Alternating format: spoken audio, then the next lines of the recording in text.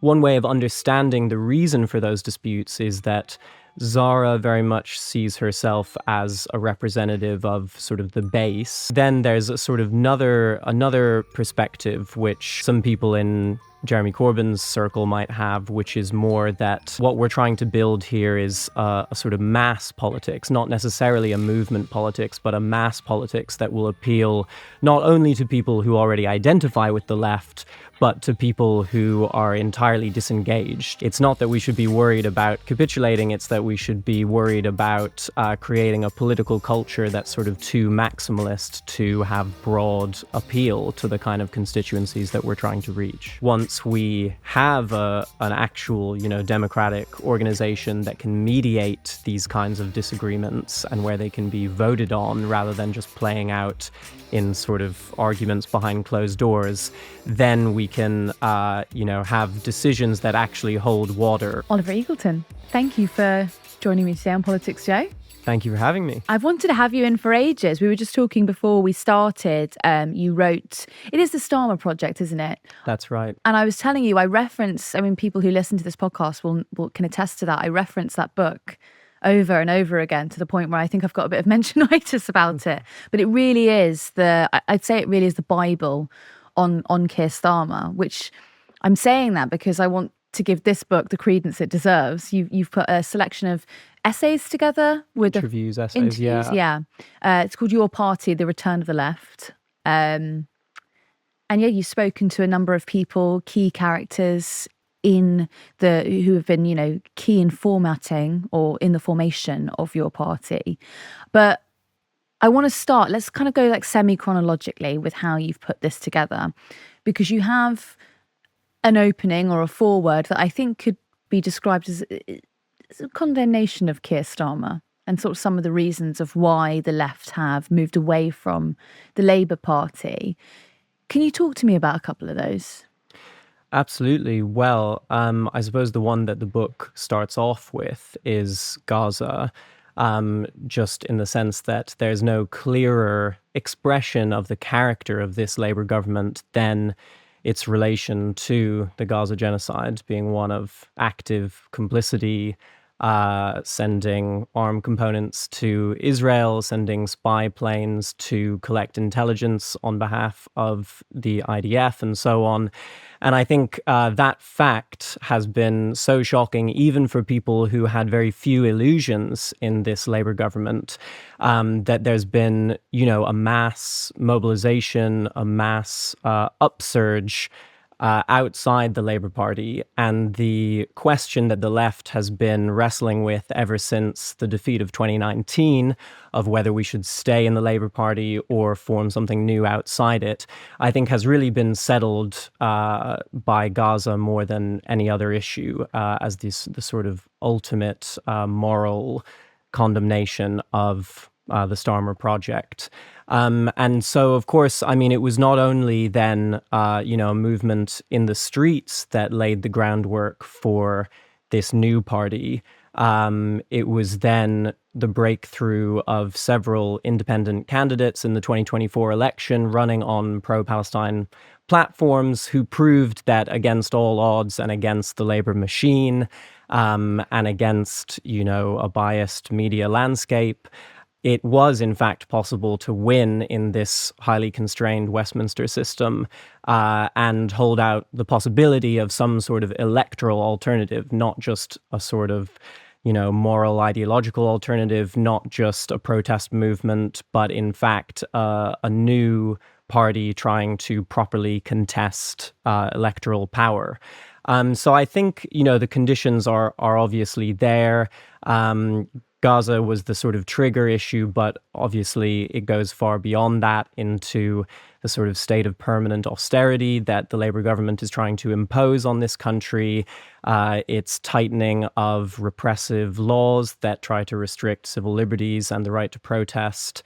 And so I think, now there's no question that the Labour Party is not the home of the left. The question is, how do we form something new, beyond it and sort of transcending it? One of those key figures who did prove that you could fight successfully against the Labour machine was Leanne Mohammed, who is one of the people that you speak to for this book, as she challenged Wes Streeting in the last election, and she lost by a meager 500 votes. I mean, that's astonishing, really, for someone who didn't have the canvassing or the campaign, the fiscal power that Wes Streeting would have had. It's absolutely true. And I think it speaks to a broader sort of process of, the Labour Party eroding its traditional support bases, eroding the forms of civic life that its political power was once based on, adopting a very antagonistic attitude towards the trade unions, which were, historically the backbone of the Labour Party.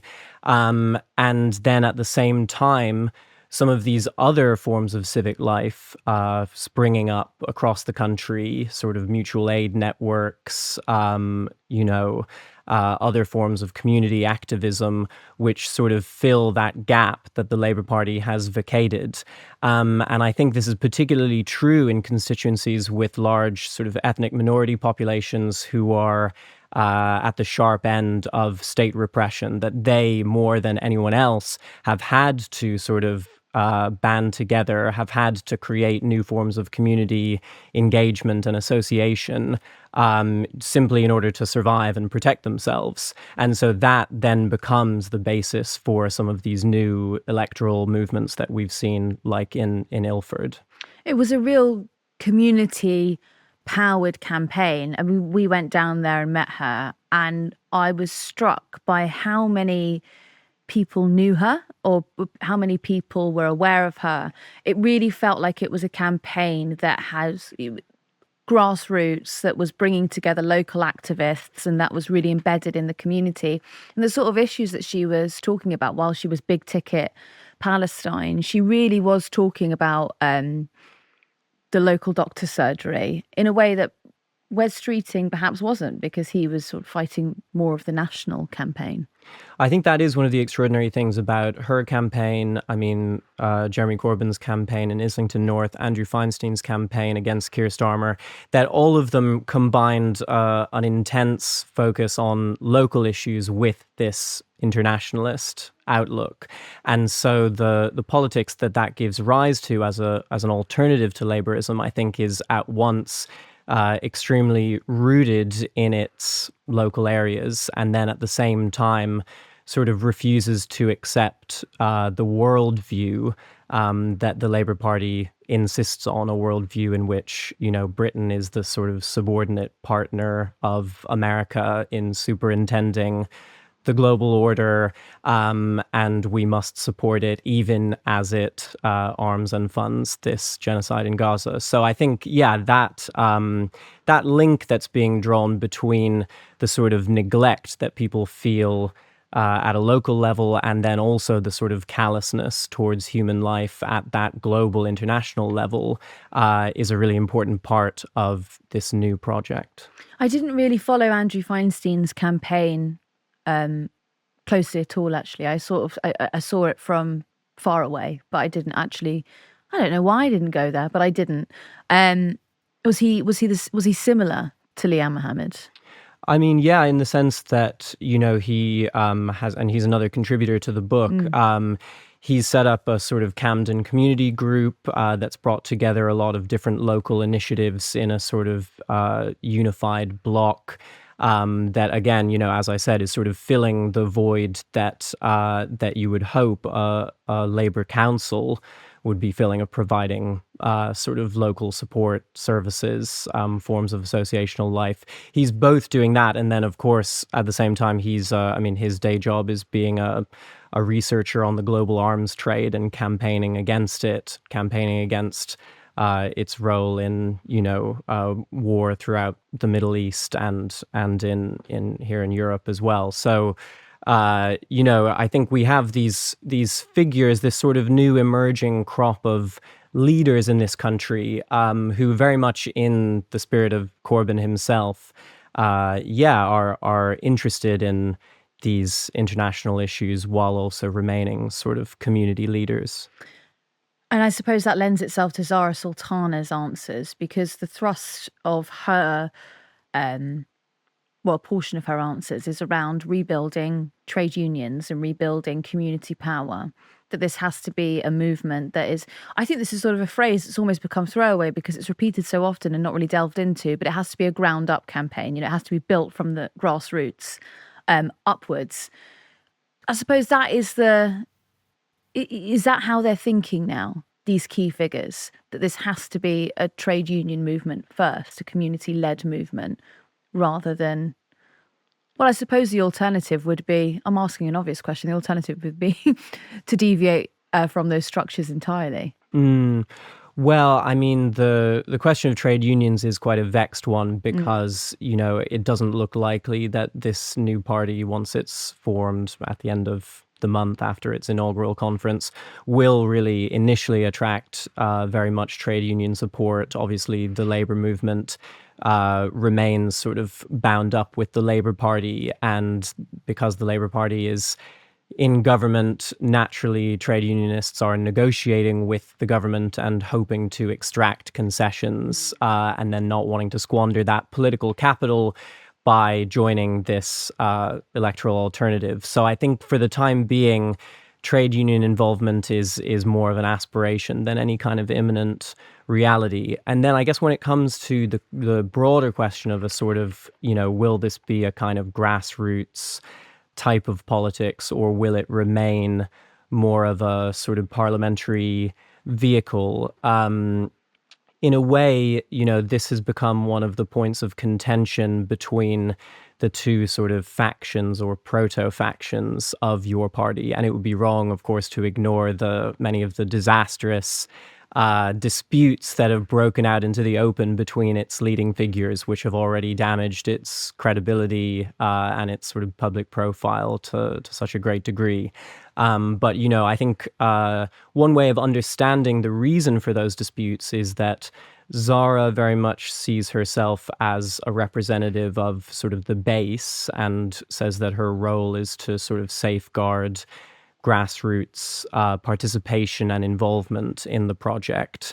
And what that means really in practice is that I think she wants the kind of movement left to play an instrumental role in organizing the conference that's coming up later this month, and the broader sort of process of founding the party. So for her, the left movements are sort of central to this project. I think then there's a sort of another perspective which some people in Jeremy Corbyn's circle might have, which is more that what we're trying to build here is a sort of mass politics, not necessarily a movement politics, but a mass politics that will appeal not only to people who already identify with the left, but to people who are entirely disengaged, people who don't see themselves as political at all. And the argument that they would make would be that, Jeremy Corbyn's Labour leadership won 13 million votes. It was one of the few projects in recent memory and sort of living, political memory that managed to galvanize that many people for a radical program. And so, as they would see it, social movements and grassroots initiatives are, of course, important, but at the same time, Corbyn and his team were so central to that success of the 2017 election that they also need to play a sort of central role in setting up this new project, which is obviously the inheritor of that old one. And Zara has various contentions with, particularly the way that a definition of anti-Semitism was handled, and the sort of the placating on Brexit, the vacuum that was left at various points during the Corbyn administration on issues that they felt were perhaps too difficult to tackle, and so they sort of left a vacuum in which the media were able to fill. I think that's probably one of her contentions. But there's this line, and she says it to you in in your interview with her, that we're not going to give them an inch. Well, I think personally, I'd say that was probably the defining difference between the Corbyn and Sultana camps. Is Sultana seems to be positioning herself as, this is what the party is going to look like. It's going to be inclusive, it's going to be socialist, it's going to be anti-Zionist, and if you don't like that, get out. Whereas Corbyn's camp seems to be a bit more open-ended. I think that's maybe true. I mean, in the book, there's a sort of debate that's staged between Sultana, who says that, the lesson we need to take from the Corbyn years is that we can't capitulate. We were too weak-willed then. We were too conciliatory on all these crucial issues. We tried to placate the media and the political class when, in fact, you need to go to war with them, and that's the only way to possibly follow through on your program. And so that would be her sort of guiding principle for the new party. Whereas by contrast, there's an interview also with Alex Nuns, who is Corbyn's former speechwriter, and he sees the problem quite differently. He says, of course we shouldn't capitulate. That's sort of taken as granted. But the main issue with the new party is not necessarily that it's in danger of being too soft, too nice, too conciliatory. It's rather that, when you are outside the structure of the Labour Party, in a way, you no longer have the sort of discipline of the Labour Party to make sure that your movement is unified and coherent and hangs together. And when you no longer have that, the danger is almost the opposite, that, there's a tendency towards what he calls demand inflation. People stake out the most radical positions, the most, maximalist demands, and then everyone has to get on board with them. Otherwise, they're accused of being, of sort of compromising too much, or being not a real socialist or whatever. So as Alex Nuns would see it, it's not that we should be worried about capitulating, it's that we should be worried about creating a political culture that's sort of too maximalist to have broad appeal to the kind of constituencies that we're trying to reach. I want to go back to Andrew Feinstein, because I think if you're listening and you weren't aware of him during the last general election and you've been following your party, you probably do know who he is now, because he has been one of the directors of this, I think it's fair to say, contentious MOU Solutions Limited that Zara Sultana is now the director of. And it is where everyone's donations and everyone's membership fees are stored. Do you know why Feinstein decided to get involved in that sort of the financial aspect of this party? Well, I think it wasn't necessarily a sort of conscious decision so much as something that, people sort of fell into these positions in the chaos of trying to configure this new entity. MOU stands for Memorandum of Understanding, and it describes a circle of left-wing politicians, operators, activists who came together after the last general election to discuss setting up some sort of new vehicle. They were sort of leaning more towards a kind of federation of different left-wing forces rather than a unitary party. And that group then became sort of associated with backing Zara as a co-leadership candidate. And in the process of doing so, it came into possession of some of the resources which are now sort of in dispute, or they're claimed by your party. And your party being sort of now primarily controlled by Corbyn's camp. So this dispute over the resources is the result of this earlier sort of split between these two different tendencies within the party. Can you break that down a little bit for people who may not be familiar? Because the book does go into it, but there's the two different approaches to the party, either the federated or the unitary approach, when they're sort of moving towards the latter now. Well, they are the latter now. But can you talk to me about what was that contention, and what does that mean in layman's terms? Yeah, absolutely. So, I mean, it's just an unfortunate fact of the left in this country that it's very disparate, very fragmented. It basically exists in a series of campaign groups, community initiatives, trade unions, and kind of political figureheads with their own followings. And then, of course, a huge part of it is also sort of online as a space where left-wing discourse often plays out. And so naturally, then there's a question about whether if we're setting up a party or some sort of organization that's supposed to bring all these fragmentary forces together into something more meaningful, something that's sort of bigger than the sum of its parts, is the best way to do that to have a kind of loose coalition in which we allow all of them to preserve their distinct identities and make sort of democratic decisions sort of as separate units, but all connected to one kind of structure in some vague way? Or is it rather, a better idea to sort of insist on a fundamental unity and to try and form what this country has always lacked, which is an actual sort of unitary socialist party outside the Labour Party, capable of attracting mass support.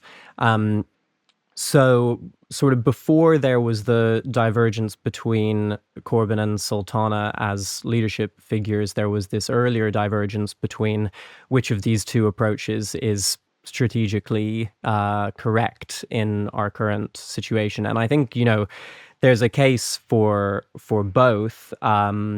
I mean, in one sense, if you're forming a federation, you're sort of allowing these like local situations to sort of adhere to their own dynamics. You're not trying to sort of stamp them out and impose some sort of centralized structure on them, which could be important for sort of regenerating the left at local level. On the other hand, by forming a federation, you might risk just sort of redoubling this situation where everything is very scattered and disparate rather than actually sort of, healing some of those divisions. It's interesting though, because personally, I think that the federated organization of it, where you would have groups that would perhaps feed in and have a share of the voting rights rather than the one member, one vote system, is actually closer to what Zara Sultana wants the party to look like than what she's actually advocating for, because she wants to have this sort of broad base of opinion. I suppose the problem, if you've got 15 groups, for example, who are all feeding in feedback, it's a bit easier to go through the paperwork than, say, potentially 200,000 members. It just seems almost absolutely. a bit complicated, doesn't it? Mm. And ultimately, this group, you can see why Corbyn would advocate more for a system like that, or should have perhaps advocated for that, because that's ultimately what the movement is born out of. It is born out of a multitude of groups that came together under the sort of Carrie Murphy coagulation of networks. Yeah, well, I mean, now in the draft constitution of your party, they attempt to sort of reconcile these positions by saying that for an initial period, the party will be federal, and then after that, it will ultimately be unitary. So there will be a period of time in which these local groups can sort of figure out how they want to relate to the party before they are ultimately kind of subsumed into it, which, I mean, there are things to question in that approach, but it's not an easy answer, really. And also it's an irony of this whole kind of factional division that's emerged, that Corbyn has said some things that indicate that he favors a more federal model, and yet he's become associated with the faction that is much more in favor of a unitary party. While by contrast, Zara has been very clear that she wants a unitary party, but in fact, the group that has been supporting her was more partial to a federal one. So we're now in this strange landscape where a lot of these really kind of important questions about, organizational form and kind of political structure, and these questions that will be really essential in deciding whether your party is a long-term success. They've kind of been sort of overridden or obscured by what's become more of a kind of personal division between these leadership figures. And so, I mean, one of the aims of the book is just to put those deeper questions kind of back on the agenda, which, is necessary if members are ultimately going to be the ones who decide the outcome. And it does do that very well, actually. I think you can get sort of lost in the minutiae of the sort of the factional fallouts. It is actually very helpful with sort of distilling in, moving back to sort of the core principles of what the party should look like.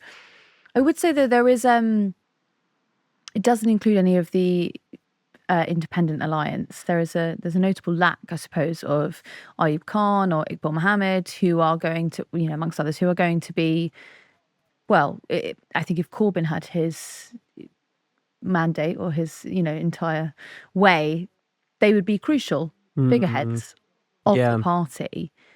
Is there a particular reason you didn't speak to them? No, not particularly. I mean, I guess in a way, Liane Mohammed could give this perspective of what it was like to run this sort of insurgent campaign.